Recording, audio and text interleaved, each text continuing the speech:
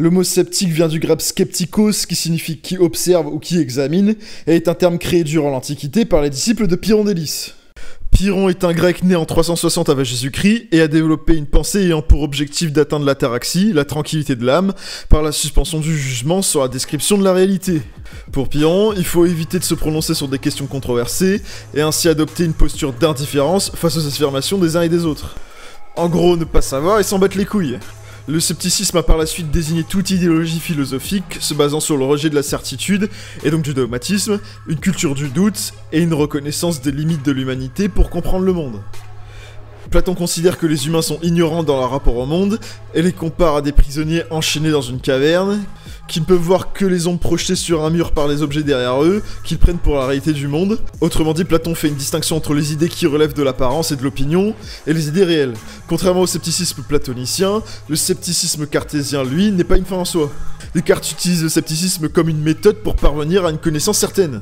Son but est de mettre en doute tout ce qui peut être raisonnablement mis en doute, afin de découvrir des vérités indubitables sur lesquelles fonder toute connaissance.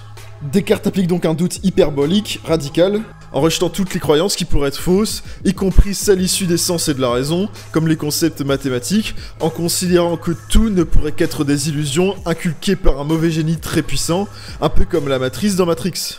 Il arrive au point de douter même de sa propre existence. Mais s'il doute de sa propre existence, alors il doute. Or pour douter, il faut forcément qu'il existe.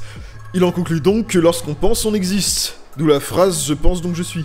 C'est sur cette vérité à laquelle il est impossible de douter, sur laquelle il se base pour son système philosophique, qui sert à identifier un point de certitude absolu, à partir duquel reconstruire toute la connaissance. Et c'est le scepticisme cartésien qui a le plus d'influence sur la méthode scientifique. C'est cette attitude de toute méthodique qui a profondément marqué la science moderne, en encourageant les scientifiques à ne jamais accepter une hypothèse ou une théorie, sans l'avoir soumise à un examen critique rigoureux. Le doute cartésien y pousse à vérifier les hypothèses par des expériences et des observations répétées, et à pas se contenter de l'autorité ou de la tradition pour justifier des affirmations.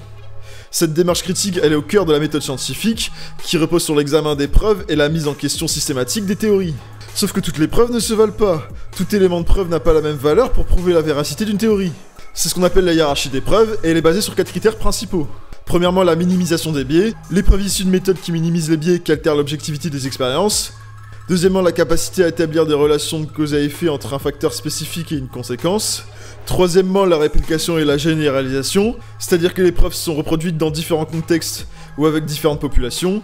Et quatrièmement, la quantité de données. Plus les échantillons et plus les études sont nombreuses, plus l'impact des anomalies est réduit, et plus la puissance statistique augmente.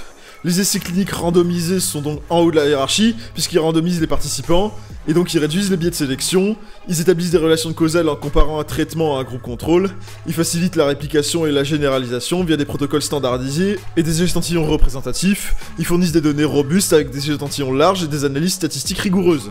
Et à l'inverse, les anecdotes individuelles sont tout en bas de la hiérarchie puisqu'elles remplissent aucun de ces critères.